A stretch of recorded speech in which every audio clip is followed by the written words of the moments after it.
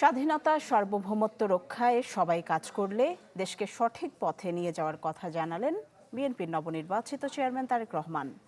তাগিদ দেন রাজনৈতিক দলগুলোর মধ্যে মত পার্থক্য থাকলেও আলোচনার মাধ্যমে তা সমাধানের।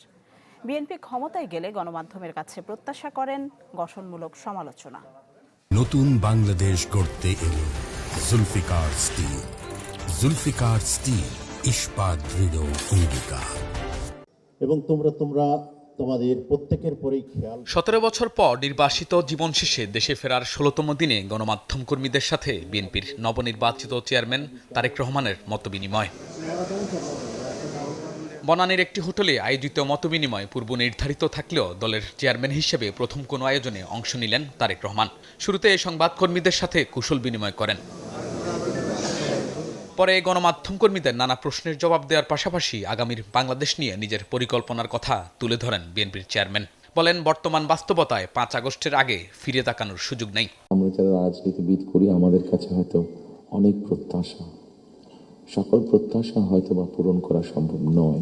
আমরা যদি দেশের স্বাধীনতা, দেশের সার্বভৌমত্বের জন্য কাজ করি তাহলে নিশ্চয়ই আমার কাছে মনে হয় একজন রাজনৈতিক কর্মী হিসাবে আমি দৃঢ়ভাবে বিশ্বাস করি আমরা জাতিকে একটি সঠিক ডাইরেকশনে নিয়ে যেতে সক্ষম হব। যে কোনো মূল্যে দেশকে গণতান্ত্রিক ধারায় রাখতে জবাবদিহিতা নিশ্চিতের উপর জোর দেন তারেক রহমান। যে কোনো মূল্যে হোক ডেমোক্রেটিক প্রসেসটা চালু রাখতে হবে, আমাদের জবাবদিহিতাটা চালু রাখতে হবে যে কোনো মূল্যে, সেটি জাতীয় পর্যায়ে হোক, সেটি লোকাল পর্যায়ে হোক, অর্থাৎ ইউনিয়ন পরিষদ নির্বাচন, পৌরসভার নির্বাচন, লোকাল পর্যায়ে হোক, সেটা কোনো ট্রেড বডির ইলেকশন হোক। রাজনৈতিক দলগুলোর মধ্যে মতপার্থক্য থাকলেও আলোচনার মাধ্যমে সমস্যা সমাধানের আহ্বান জানান বিএনপির চেয়ারম্যান।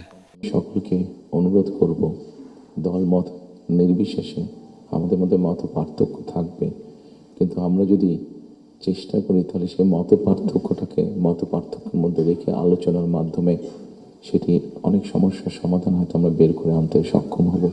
দেশ পুনর্গঠনে গণমাধ্যম কর্মীদের কাছ থেকে দায়িত্বশীল ভূমিকা ও পরামর্শ প্রত্যাশা করেন তারেক রহমান।